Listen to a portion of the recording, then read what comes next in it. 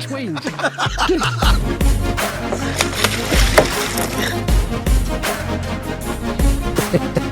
Cheers.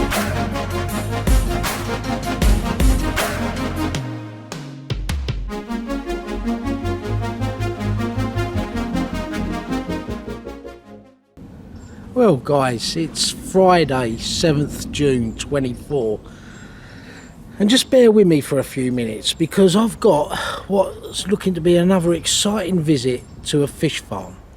And just to rewind a little while, I put on Antics as well as YouTube the visit down to VS with Simon Scott in 2 parts, and I had great feedback from that, and that was a most enjoyable couple of visits down to Si. And yeah, as I say, the feedback, and guys, thanks all for the feedback, just, you know, couldn't have been better, and it was a learning curve for me, and I think anyone watching that will have learnt something. But if you recall, I went to Fensmere and caught up with Mark in March when I fished his water, and he was talking to us about his breeding and what he was doing with Leney fish. Well, it turns out he's introduced me to his mate Antony, who lives down on the south coast of the UK, that was breeding those fish and has been doing so for a lot of years. And we had a call with the boys last weekend. The fish were spawning early this week, and he said, you know what, why don't you come down? Well, I've jumped at the opportunity. So tomorrow morning, Saturday, I'm heading down to Antony's house, where I don't know that you'd see more of an opposite type fish farm to what we saw at VS in terms of magnitude. And Antony makes no secret of it. It's a very cottage type industry Antony's got going on breeding these Leneys. I don't know much more than that at this stage, other than having visited his website, which I'll put a link on to the video. So for now, I'm going down there tomorrow, pretty much as I did with VS. You know, quite an open mind, got a few questions in my head, which no doubt evolve as time goes on. And then in the afternoon, we're catching up with Aaron, who's a fish dealer stroke breeder, who I know from my koi hobby, because my first trip to Japan was in 2007 with Aaron when he had Worthing Aquatics. So it will be nice to see Aaron and not least see what he's been up to and sharing some of the experiences him and Antony have bringing on this Leney strain fish. So that's enough of an introduction. Let's get down there tomorrow and yeah, find out what both the guys are up to. And yeah, really looking forward to it. Hope that all makes sense. Anyway, let's get on with it. Well, Saturday morning, just got down here, and there's a guy I think next door but one strimming, which we could have well done without. So I'm not quite sure how this is going to sound during the course of this morning, but anyway, it is what it is. But I've caught up with Ant, we've had a cup of tea, we'll get Ant on the camera. You can probably hear that there next door, bloody thing. And yeah, go through what is a very bijou, I think that's the word, breeding of Leney Carp. And in contrast to, as I said earlier in the intro, what we saw a few weeks ago with Si, you couldn't get more opposite of the spectrum. But anyway, you know, just going to have another cup of tea, and then yeah, we'll say hello to Antony. Yeah, because we were talking about you while we were away, not thinking I'd be down so quickly, and then all of a sudden I'm here. Yeah. But guys, in way of an introduction, and I ain't going to be doing all the talking here, because Ant is a very interesting guy, right? So just to again give some background, I'm down in Worthing, and like I made the intro yesterday, Mark was speaking very highly of Antony, his fishing capabilities, and not least of all, what he's been doing in terms of breeding Leney strain fish. So in complete contrast, as I said, to going to a major UK fish farm in VS Fisheries a few weeks back and early this year, this couldn't be more opposite. That said, it would appear that Antony's breeding some amazing fish. So I'm going to ask some questions, but largely let you do the talking, Ant. Yeah? Okay. So to rewind, tell us a bit about Antony. You're at late 50s. Yeah, yeah. Well, what you want me to start where I started fishing? Fishing as a youngster and just a bit of background. Well, I started fishing when I was about 5 or 6 years old with my brother. My dad introduced us to fishing, sea fishing. We got right into that. You know, in the 70s, it was a nice form of escapism, and took to that really well. And then, I suppose when I was about 12, started carp fishing. The local pond up the road. I'd have been fishing that before with Worthing Club. They had a lake up the road called Patching Pond, and started off like most little boys do, catching a perch, and then a roach, and then a tench. The carp at that time were, you know, the uncatchable, mysterious, you know, legends of the lake. Yeah, that only fed in the summer and never fed in the winter. Them, that adage. That's right. Yeah, and even in the summer they were terribly difficult to catch. Yeah. You know, carp fishing hadn't evolved like it is today. And then the 80s came, and the early 80s, well, the 80s in my opinion was just the best time for us. We were inventing things. This is just before the hair rig. Yeah, so very early 80s. Yes, because the hair rig come about really sort of 81 to 81. I think people were using it in the know, maybe That's 1980. Right. It was about 81 when it started to get out. Yeah. So prior to that, we were putting our hooks inside the bait, you know, and burying the hook, and because we thought the carp, you know, they could see the hook or they could feel it or whatever. So and then a mate of mine, Mick Gustafson, came down from Essex. He moved down from Essex to Worthing, and 10 years older than me, but he took me under his wing and we started fishing together at Patching, and the hair rig came along, tiger nuts came along, and they suddenly became catchable. Yeah. The first carp I ever caught, I actually bunked off school. I would have been about 13, and caught it on a piece of crust. I'll never forget going around the back of the lake, and I'd bunked off school and I'd stashed my rod up on the lake, you know, cycled up all the way miles from school to get there, because I was completely obsessed. I mean, I used to be sitting in a classroom drawing pictures of carp in my textbook, in my books. Yeah, you know, can relate to that. Yeah. Also, the other main thing was Carp Fever by Kevin Maddox. Yeah, very. That was my Bible. I must have read that book 100 times. Yeah. Followed for me, as I've said before on camera, closely by Hutch's book. Yes. But you have to give it to Maddox. Yeah, that Carp Fever. That was unreal. Changed everything. It did. And the article on bait from John Baker, I often refer back to. Yeah, even now. Yeah. Yeah. So from a technical, military kind of operation, you know, approach to carp fishing, Maddox was more, you know, a military approach, wasn't he? Everything was, whereas Hutchie was more loose, and the combination of the two was just a great teacher. It was, and as you say, a great time for carp fishing. Yeah, it was. Yeah. So anyway, I'm around the back of this lake, and I just saw 3 carp come across on the surface. It was a lovely still summer's day, and I saw 3 carp on the surface in a kind of triangle swimming from right to left, and I just flicked the crust out in front of it, about 10 foot in front, and the first one came up and took it, and I hooked it. And you know, you've got to bear in mind, up to that point I'd only been catching tench, was my biggest fish, and this thing just powered off. And that first, you can probably relate to this yourself, that first lunge and the power, it was just phenomenal. That fish was £9 14 ounces. I've still got a picture of that on an old Polaroid. That's you being honest. £9 14 ounces in Essex, we'd have called that £10 too.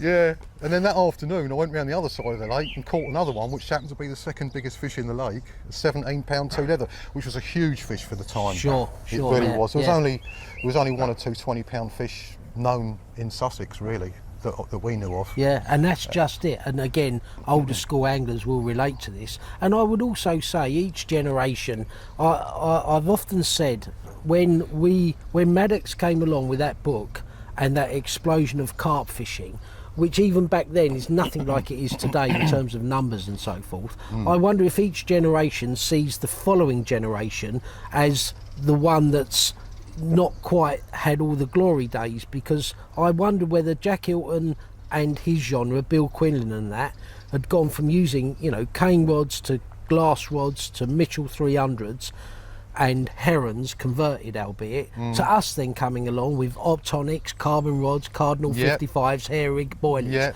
and then possibly saying, well, that ain't quite the carp fishing that we, you know, we're used to and respected. Right. But I think each generation, it has a different outlook. Yes. And for me, I still say youngsters in the hobby have still got a lot to look forward to.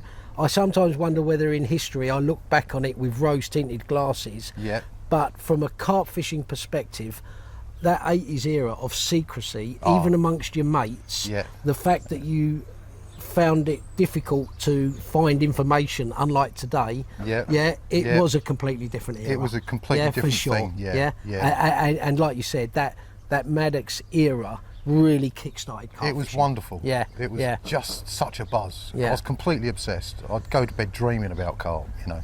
Yeah. So then what happened then during the 80s? How did your carp fishing evolve? Well, we moved from patching over to the gravel pits at Chichester, which was quite a big leap. You know, in terms, you know, you're fishing a silty pond and all of a sudden you're fishing a big gravel pit. Even then, the average size fish in the gravel pits was only 12, 13 pound. And different tactics, different approach, whole different ball game really. And like you say, the tackle was evolving very fast. Carbon rods came in, the hair rig, tiger nuts, and we caught fish. It was great fun. We took to it straight away, and we learnt a lot there at Chichester, at the lakes. Like I say, at the time, you know, fished there in the first 2 or 3 years, and then the first 20 was caught.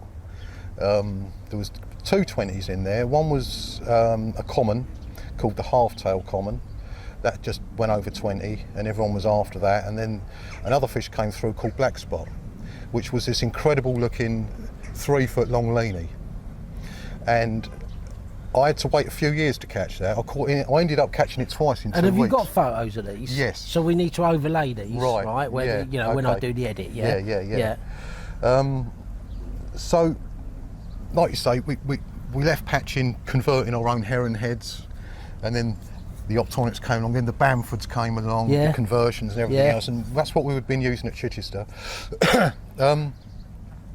And we had a great time. I was up there, you know, So you're in your 20s now, are you? No. Like early 20s? No, late teens. Oh, late teens, right, Late teens. yeah. And, you know, we stopped making our own bobbins and, you know, the old needles we used to use with the thing. Yeah, Mickey Sly. I remember Yeah, Mickey Sly. I know Mickey Sly. Coming up with the I think it was a PTFE white. Yes. From memory.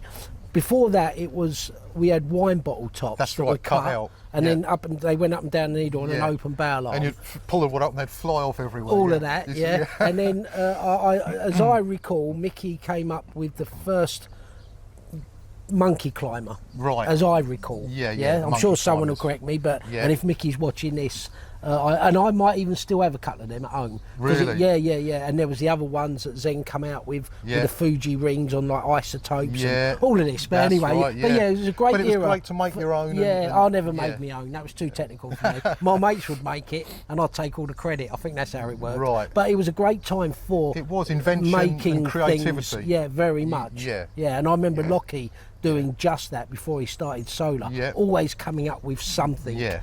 You know, that today... Well, I think there's a lot of anglers like that around that time because they had to be creative and inventive, you know, to try and beat these carp because they were always viewed upon as being so uncatchable. Yeah. You know.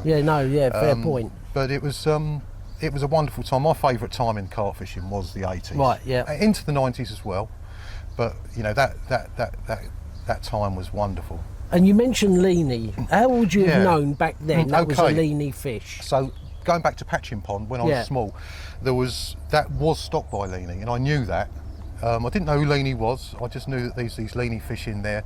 They'd been stocked probably in the 50s, and there was only a few left when I was fishing it in the early 80s, if you like. And you'd catch these lovely fish that were with scales all over them. You know, and linears and things like that. Although in patching there was only 2 linears, and one of them was a zip linear. And I spent 2 years trying to catch that before we moved on to Chichester. And was you knowing of Redmire at this time? Redmire. Oh, well, that's another story. Okay, so so am I jumping the gun? No, I've forgotten about that. So, okay. Okay. So when I was a kid, so this is probably where I should have started. Yeah, go back to the Redmire bit. Okay, so when I was about 8, 9, 10 years old, a book, a weekly magazine. It was a little book actually called Fisherman's Handbook. Yeah, I remember it. Yeah, it was about this big. Yes. And you put them in a binder. That's right. Yeah. And you can collect in every week. There was a different species. Yeah, of that's fish. it. Yeah. And then on the back cover of every edition, you'd have the British record of each species, and started collecting them. Going down the newsagents as a little kid, and couldn't wait to pick up. Was it weekly or monthly? I can't remember. I think it was monthly. Okay. And Angling Times and Anglers Mail were weekly, weren't they? Yes. And then you had Course Fisherman and 2 or 3 other magazines, specimen magazines and stuff. Yeah. That were out. Well, I've back still then. got the whole collection of the Fisherman's Handbooks in 2 binders. I've got the lot. Right. But one week the carp edition came through. Oh, sorry, 1 month it came through. Carp on the front, and I started reading that, and in the middle of the book you'd have methods and tactics, wouldn't you, on how to catch them, and some pictures, John Wilson holding a carp, you know, back in the day. Yeah. But on the back cover there was the British records, the British record for the carp, and I think out of the top 6 of the biggest carp ever caught in England, 4 of them had come from this place called Redmire Pool. And I used to sit there, where's this bloody Redmire Pool, you know? It was, and then I started reading other magazines, and it referenced Redmire Pool, and it just became, you know, in your mind, it becomes this kind of mythical place, if you like. Yeah. So that stuck with me, and that's when I first knew about Leney Carp. So when I was fishing at Patchin Pond, there was a zip linear in there that was about 15 pounds, which was a big fish for then, for that time.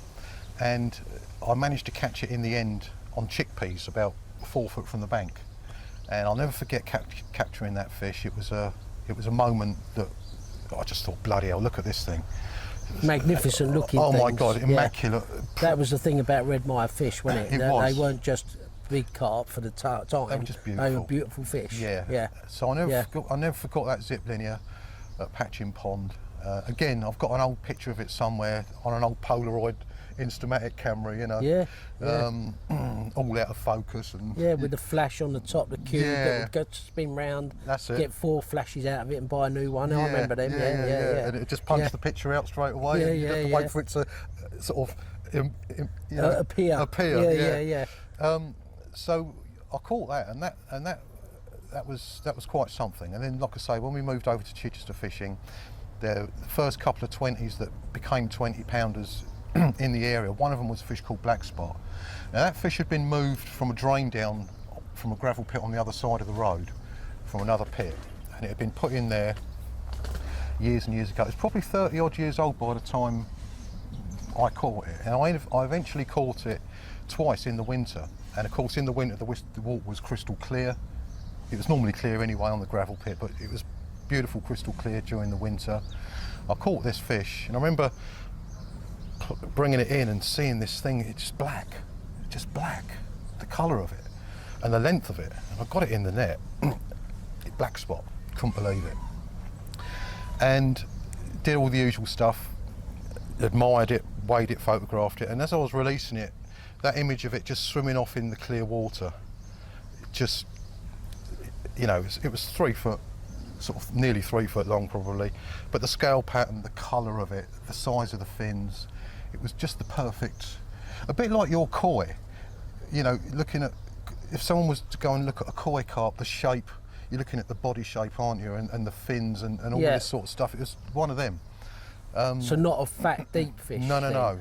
You know, because a lot of the fish in Chichester were quite plain, you know, you just very plain looking mirror carp with not very many scales on and lots of commons. And this fish was just remarkable. It just, so that was your first association of Leney fish and Redmire then? Well, the Redmire thing came later. So all the way through this process, you know, I'd been reading CAA magazines, British Carp Study magazines, and you get pictures of Leneys, you know. Yeah. Quest for Carp. Yes. That was out by then, wasn't it, from Jack Hilton? Yeah, it was. Yeah. Yeah. Yeah. Which would have been a great read Yes. for anyone into Redmire and absolutely, you know, other waters. So the whole history of Redmire was deep in me. Yeah. I'd never been there at that point. Yeah, it was. So catching them two Leneys, the one from Patching and the one at Chichester, really put it inside. You know, in my head, you know, they're my favourite looking fish. Yeah. I love, you know, they're just perfect.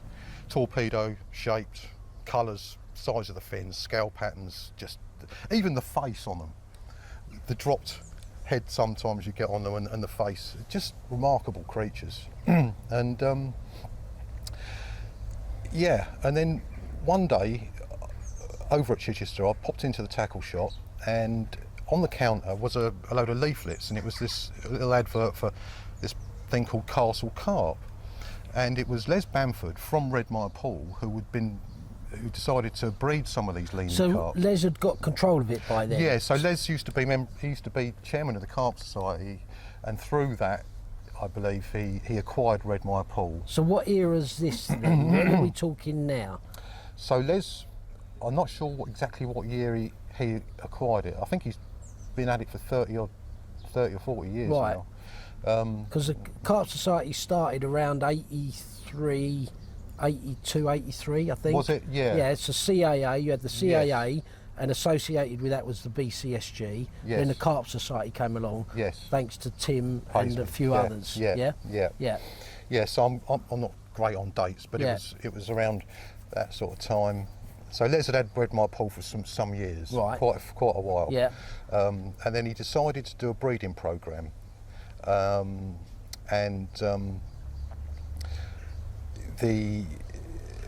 I say, there was these leaflets in the tackle shop at Chichester, and I picked one up, and I read it, and it was only up the road here at Nep Castle that he was doing it. I picked up this leaflet in the fishing tackle shop, Castle Carp, advertising small carp from Redmire Pool. Couldn't believe it. So For sale? For sale. Right. So I took one of these home when I was reading it, and it turned out that they were doing it at a place called Nep Castle, which is just up the road here. I thought, well, that's local to me. I'll give them a ring and see if they want any help. So around about this time, I was getting really interested in the fish production side of things and fish farming. I'd done a load of reading on it, and I phoned them up. They said, yeah, come and give us a hand. So I went up there one day, and there you got Les Bamford with Dougal Gray, and I turned up and they were sorting a load of fish out. A big lake up there, 40 acre lake they drained, and they were sorting through all the fish, and I helped out, and I got real good friends with them. Got on particularly well with Les and Dougal, and it all went from there. You know, I was, you know, Les was based in London, so he'd come down and stay at my cottage in Findon at the time. I was living in a cottage with a girlfriend at Findon, and they'd come down and stay, and we'd do all the fish farming together, and I got to see the whole process from you know, little fingerlings growing, doing netting jobs, you know, draining lakes, drained loads of lakes, the whole thing that went with it. What, lakes that had Leneys in them? No, these weren't Leneys. The Leneys that the Redmire fish were in one particular, or two particular lakes up at Nep Castle. Hammer Pond was stocked with them, and the Mill Pond. Right. And so, you know, did that for a few years with Les, and you know, learnt a lot. I helped him out a lot because he was based in London. He'd quite often phone me up and say, Ant, can you go up to Nep and check the fish in the tank, make sure they're all right, and can you do this and that? So I was doing a lot of work, just voluntarily, just because I loved it. And you know, and then one, I remember one time we'd drained one of the lakes and we'd got a load of C3s out, 3 summer fish. They were probably 4 to 6 pound commons and linears, zip linears, just like the Bishop, the one that Chris Yates caught at the record fish, proper zips, and commons, beautiful golden commons, and we had them in this sort of koi pool, ready for people to come and buy them and take them away. And I remember getting into the middle of this pool in my chesties. It was only that sort of deep, and they're all swimming around me, and I'm just in awe of these fish. I'd never seen anything that many Lenies in one place. And I decided there and then that I've got to get some Lenies, and I'm going to give it a go myself, you know, just as a hobby, really. And these fish then, at this stage, because I've often wondered where you can go back to the early years, say the 50s, 60s, 70s, of identifying, and I think it was Chris Yates that wrote that he had Lenie's book that documented where these fish had gone. Yeah. How do you know then that they continue to be true Lenies and that they've not just bred with any other fish that's diluted yes. that Leney strain? Well, that was one of my main concerns. So I spent the next year phoning fish farms and trying to find as much, you know, we didn't have mobile phones then, trying to find as much information as I could about where I could try and obtain some genuinely pure Lenies. Right. Now, it wasn't appropriate at the time to ask Les for some because he was running his business, and you know, I didn't want to, you know, ask him basically. So I found a guy in Odium in Hampshire, Reg Henley, and he ran a place called Witchwood Carp Farm. He had a 10-acre site with some in gravel with some ponds on it. And I phoned him up. This lovely old boy, really knowledgeable, proper old school fish farmer. And I offered to help him around the farm. And I used to go up there and help him. I spent most of my time helping him build these lily pad pools out of blocks, because he had stopped breeding carp and he was concentrating more on his lily pad business. He had, I think, one of the biggest collections in the world of lilies, different varieties of lilies. Fascinating man. And I used to love going up there. I used to drive up there and work for free. And I used to ask him about the Lenies, because I knew that he told me that he'd got these Leney Carp. So the more I got to know him, it turned out he was a friend of Donald Leney's, living not too far away from Hazelmere, where Donald Leney lived. And he had acquired fish from Donald Leney in the 50s and kept them ever since, and never crossbred them. He'd never allowed any other type of fish on bloodline of carp on his site, but he'd stopped doing it. And I used to walk up to the top pond there in my lunch break, and I just used to look into the water and see these long black, magnificent looking fish, unbelievable in crystal clear water. And it took about a year, but I managed to talk Reg into selling me some. And then one time I came back with, you know, a dozen fish in the back of my car, you know, in a tank with an air stone going and all that. Okay. In the meantime, in Findon, in a little cottage there, I built a little pond in the garden and a big tank, all out of, you know, old floorboards and bits of metal, and just strung this tank together. And we're talking now, what era is this, Ant? We're talking early 90s. Early 90s, okay. I think, yeah, early 90s. Yeah. And tried to breed them. First year, completely failed. Just didn't get it right. I befriended Simon Scott at the time. I met him over at Chichester, and we used to bump into each other at the lakes and everything else. And he happened to live just up the road in Whisper Green, in a lovely, beautiful little village there. And we got on really well. He was a great bloke. And he had been working at a koi place. This is prior to him becoming a lecturer at Sparsholt College. And he used to come down the cottage, and I used to go up to his place, and we talk fish and everything else. And he was into his Lenies as well. And he helped me out to try and get these fish spawned. On the second year, I did it. We got these fish, and they hatched. You know, I'll never forget the first eggs. I dropped some into a fish tank, and I saw them, instead of going white where they hadn't been fertilised and they were dead, all of a sudden they're going opaque, and there's little two eyes appear and a little tail, and oh my God, they're going to hatch. Exciting. Yeah, I was buzzing. Yeah. So over the road from Netcastle, I'd acquired 6 lakes on the next estate along, and I had visions of running it as a fish farm. But I was all on my own. I had no money and not a lot of help.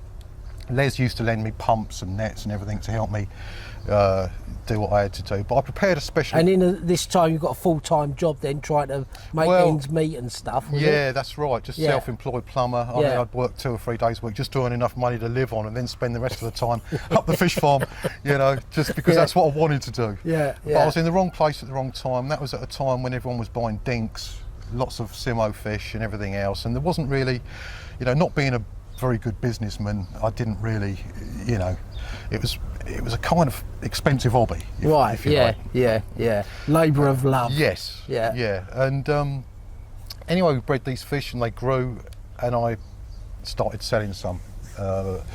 Got, proper, I was registered with the Ministry of Agriculture as a proper fish farm and everything else, but wrong place, wrong time. And this is now 30 years ago from the present day, a bit more, is it? This would be, yeah. Right. Yeah, it is, yeah, it's 30 years ago. Yeah. That's right, so I'd have been in my mid to late 20s. Right. That's right. But it was great, I used to spend almost half the summer up there with I had a beautiful border collie, and we'd go around and, check the fish, feed the fish, and chase the errands off and all sorts of stuff, and then that all folded, and then I got married, met my missus, got married and had 2 boys, and concentrated on bringing my boys up. And in the meantime, another aside to this is around about that time, Les, who I knew really well by then, invited me up to Redmire, because at the time it was overrun with small fish, Redmire. So he was getting the anglers to, when they caught a fish, to drop them into a floating cage, and then he'd remove them from the lake. So I went up there several times to pick the best ones and bring them back to the fish farm. So now I had Redmire fish. I was buzzing. And what was that like, seeing Redmire for the first time? Well, it was incredible. You think you'd read about it and seen pictures of it and read all about it since you were a little boy, really, and then to suddenly tread its hallowed banks and see the place for the first time. It was, when some people meet their idol and it's a bit of a disappointment. Well, this was the opposite. Right, yeah. It was just exactly what I thought it was going to be. It was absolutely beautiful. And at the time, Redmire had never had any other carp put into it. So them fish, for me, Redmire Pool represented the place in England, the only truly genuine place where pure Leney Carp still existed. Right, so there was nothing else had ever been introduced into. But also that fish farmer you were referring to that was growing the lilies. Yes. Yeah. So you had confidence that his would have been pure Leney. Absolutely, 100%. Yeah. Okay. Absolutely, yeah. 100%. And you had to look at them. Yeah. So I had the Henley fish, and then I had my Redmire fish, and then the fish farm, I just gave that up because I was wrong place, wrong time. So I stashed my broodfish into an irrigation reservoir on a golf course. So by this time I'd acquired a golf course for more ponds to grow fish on. I had a beautiful 10-acre lake down in Hampshire, which was amazing. And so I stashed these broodfish into an irrigation reservoir that had just been built, nothing else in it, not even any silvers, and I just left them there. I knew they were safe. No one was fishing, right in the middle of this golf course, completely, no one could get to them. So I left them there for a few years while we moved house, got married, had kids and everything, did all that. And then when we moved here, we were looking for a house with a reasonable sized garden. And as soon as we got here, I thought, do you know what? I'm going to dig a pond.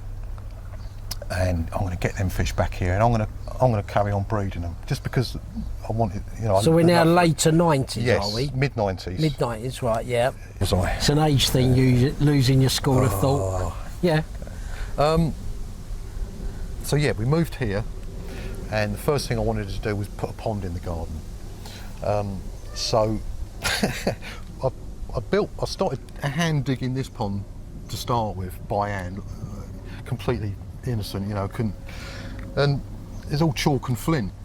Got down about that far. Oh Christ! I managed to get a mini digger in, and we dug this pond, made it 6 foot deep at that end, 4.5 feet at this end, and I thought that'll do just to hold these lenies, So I went up the golf course to the irrigation reservoir, and because the water was being pumped out for the water for the golf course itself at certain times of the year, it'd be quite low.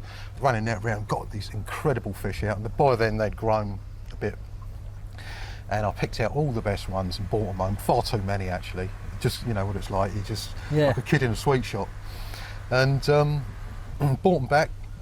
And then I thought, well, if I'm going to breed these fish, I'm going to need another pond, and I'm going to need a tank to hatch the eggs. I worked it all out, the process, and I thought, well, it can be done in a garden on a very small scale. So the second pond we built, we were doing the extension on the house, and there was a digger here trenching out the footings. A couple of my mates were on the diggers, and my missus went up Sainsbury's shopping, and just before she went, I said, this pond, I want it south facing. I want the sun to hit it all day long. I'll put a bit of rope on the grass like you do to map out the size of the pond, you know. You start it before she gets home?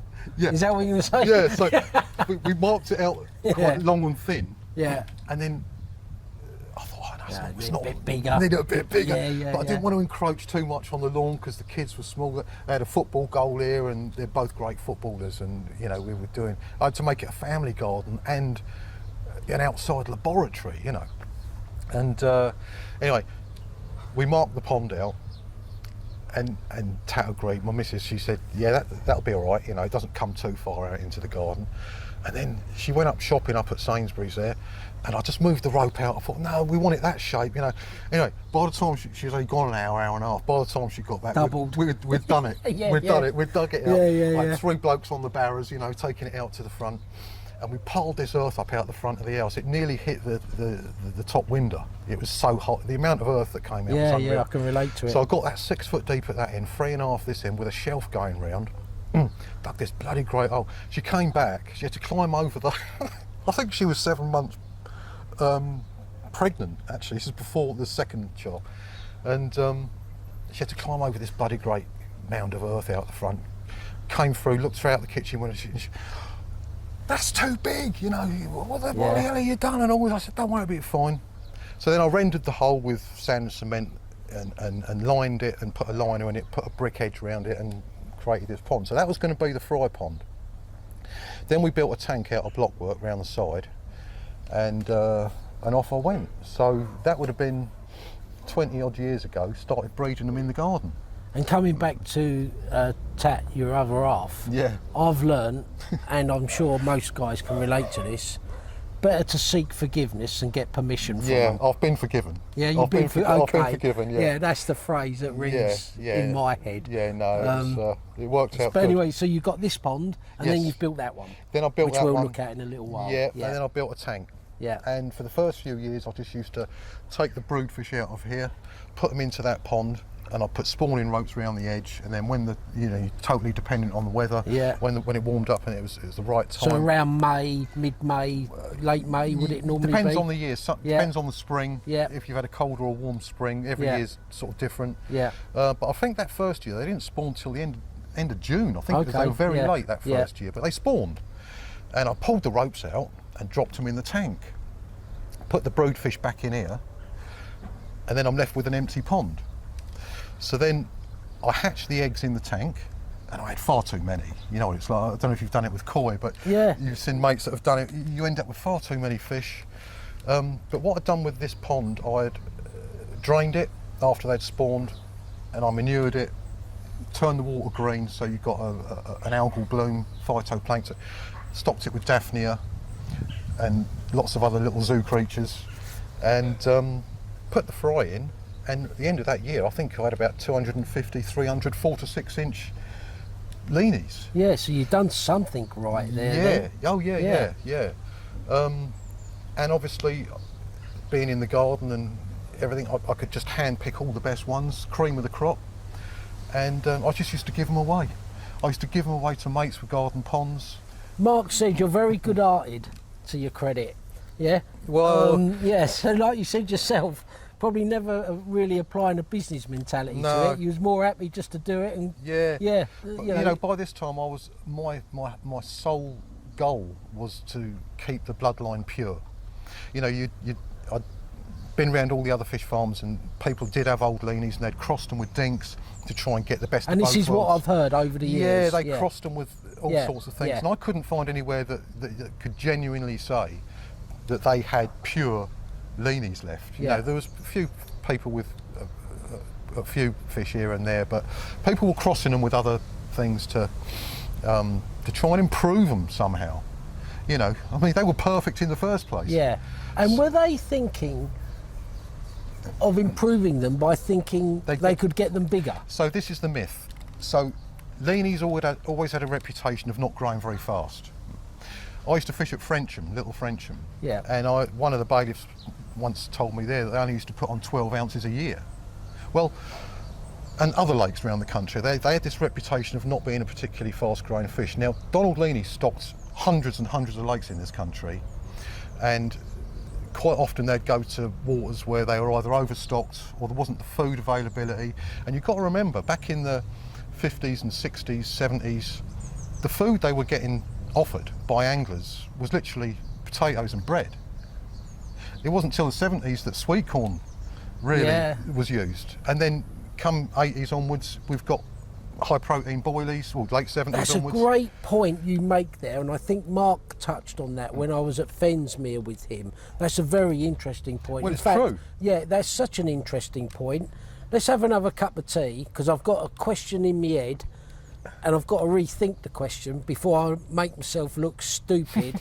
Because I checked with Simon a few weeks ago, Si, before I ask a question, if he's going to be really stupid, throw that cup of water over me. That's right. Let me think about this question, Okay. and let's just have a quick break, and I need a wee. Yeah, so do I. Right. Good.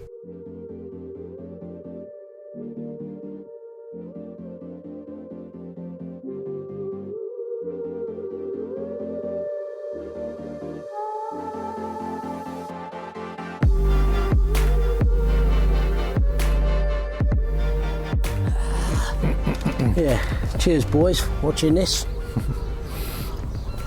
Yeah, so where are we at now? Well, we're just talking about this myth about Leney's. Yeah, and size. And size, you Yeah. know, like I say, back in the 50s, 60s, they were eating, we were offering them potatoes and bread, pretty much. Yeah.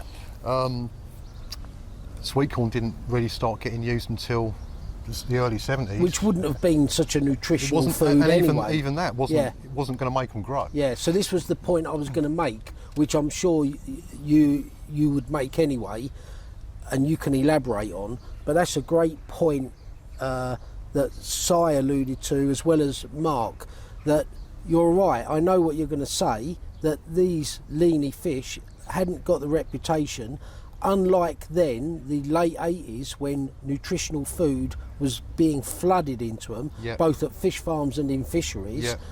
You're not comparing apples with apples, because you're comparing, by then, modern day fish with fish that had the propensity to grow big, but just weren't fed properly. Yeah, I mean, there was... and just elaborate on that, because that's an interesting point. Yeah, well, obviously there was some lakes where they did grow big, naturally. A place like Redmire Pool, it was properly spring fed at the time, you know, understocked for a while. You know, lots of weed and food and natural, and there was some big fish that did grow in Redmire. And don't forget, they weren't fished for a long time, and when they were fished for, it was very lightly, with tackle that wasn't appropriate. Yeah. So there were lakes where the odd one did grow big, that understocked, good water quality, plenty of natural food. But the exception, again, Was for younger people watching this today, we're talking about very rare fish getting to £30 plus back in them days. Yes. Yeah, we're talking, you know, 50, 60, 70. Redmire was out there on its own almost, wasn't it? It was. Yeah. Hence, on the back of that Fisherman's Handbook, out of the first 6 British records, 4 of them had come from Redmire Pool. Yeah. You know, you look at the barbel, chub, bream, they've all got bigger. Yeah. You know, a barbel in a river, a big barbel in a river, naturally, years and years ago, would have been, what, 12, 13 pound? Now you've got 20 pound barbel. Yeah. And that's because of pellet. Yeah. It's got to be because of pellet and boilies and the food that we're offering them. So I wanted to prove a point with Leney's that they could grow massive. With modern, compared Yes, with it stocked the into old the right, thinking. yeah, stocked into the right lake with the right breeding, the right brood fish, and correct selection of fingerlings and grading. You can produce fish that will grow as big as anything, any other carp, and I've done it. Only last week I had a message from a guy in Essex who bought a few Someone out there with a chopper bike. Yeah, yeah. Only last week I had a message from a guy who bought a batch of fish from us 2 winters ago. Now my C3s, or 3 summer fish, they're coming out on average 7 to 8 pounds. Most fish farmers will be 4 to 6 at 3 summers old. I'm getting them 7 to 8 pound without pushing them too hard. And how are you achieving that then? Understocking, good food, good water quality, lots of oxygen, the fundamentals, and lots of oxygen. Yeah, lots of air.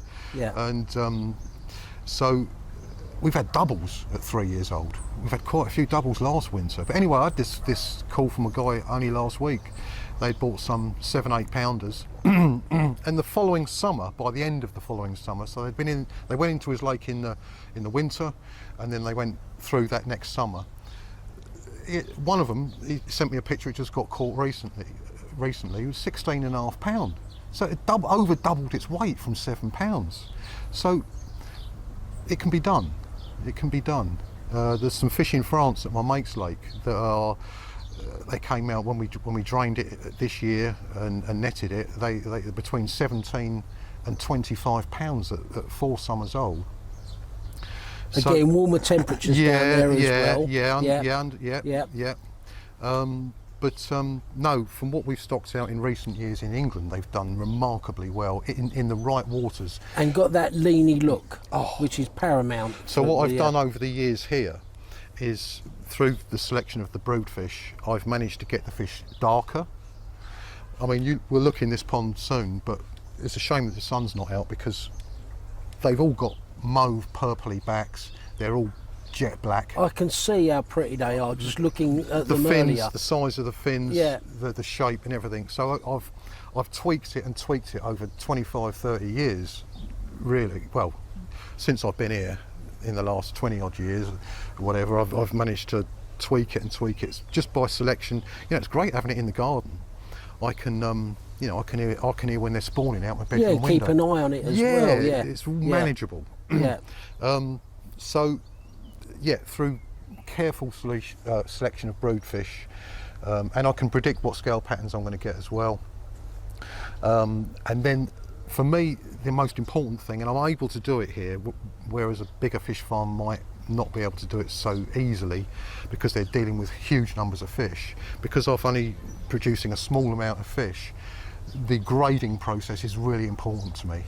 So when I breed the fish in May, I will let them hatch. I'll put them into the fry pond here and another fry pond on the fish farm, which we'll get to. And halfway through that first summer, I will grade them. And then the best looking fish, the fastest growing, the ones that look like they're going to do it, and most of them will, but you end up grading it right down, restocking them for the rest of the summer, and then grading them again at the end of the summer. And you just end up with incredibly beautiful, fast-growing carp. And you've got to be rigorous then. Absolutely. In your weeding out. You've got to have the mentality of a farmer, and you have got to be ruthless. Yes. In that early stage, you've got to be really ruthless. Which Si alluded to as well. Did he? That he's getting shot of a lot of eggs at a very early stage. Yes. Because you can only deal with so many fish. Yeah. And if you try and overdo it, it just bites you on the backside. Yeah, when you first do it initially, you don't want to let anything go. Yeah, that's right. And you produce too many. Yeah. So over the years, I've managed to, I only need to stock this amount of pinhead fry that I've just hatched. I only need to put that amount into a pond to get a certain return. And it takes time. It takes years to really get it right. So before we look here, then, Antony, what you've got here, what happens? We're going to the farm later to catch up with Aaron, who, guys, I know from those in the koi hobby will know Aaron Standing from Worthing Aquatics, who I first went to Japan with in 2007 and was a customer of for a few years. He then gave up the shop and then got into fish farming. So we'll catch up with Aaron in a couple of hours. But how does it work then in terms of once you've bred the fish here and the numbers, and where do they go and how do you manage all of that? So all I do is breed them, and then when they hatch, they'll go to a specially prepared fry pond over on his fish farm site. They'll stay in there for one summer. Like I say, they'll get cropped halfway through the season, and then end of that summer we'll grade them again. And we're seeing them later, are we? We'll see That the pond. area, yeah. We'll see the pond. Yeah. And then they'll be moved into a slightly larger pond to grow onto C2s for 2 summer fish. Yeah. And then when they get to the 3rd summer, at the end of the 3rd summer as C3s, they're really predator proof by then, and we can sell them at, like I say, £7 to £8 at C3s. Yeah. And that's all we've done so far. We have got plans in the future to grow them bigger, but for the last few years we've just been selling C3s. I haven't been able to do it because in this area there's not a lot of lakes around this area that are suitable for fish farming. So Aaron's been a godsend really, and I've known Aaron years, and he agreed to sort of let me have a little bit of his fish farm to do the Leneys. So, yeah. So from here they go to one pond. Yes. And they stay there, and they're not mixing with any other no. breed of fish. Absolutely all not. Leneys. All pure Right, Leney okay. in one pond, or 2 ponds, and then like I say, they get moved to another pond. It's just like on rotation, Yeah. and then you get to the bigger But lake. you're generally selling them at C3s. Yes. Right, yeah. understand. So every year I'll have an excess of C1s. So when I come to do that grading, the second grading at the end of that first summer, I'll probably have a few hundred or a couple of hundred spare C1s that are all prime, beautiful fish, but too many. Yeah. So I'll let them go to people with garden ponds and things like that. Yeah, that makes sense. Yeah. Right, let's have a look at what you've got here then. Okay. Yeah, is now the right time, Ant? Yeah, whatever, yeah.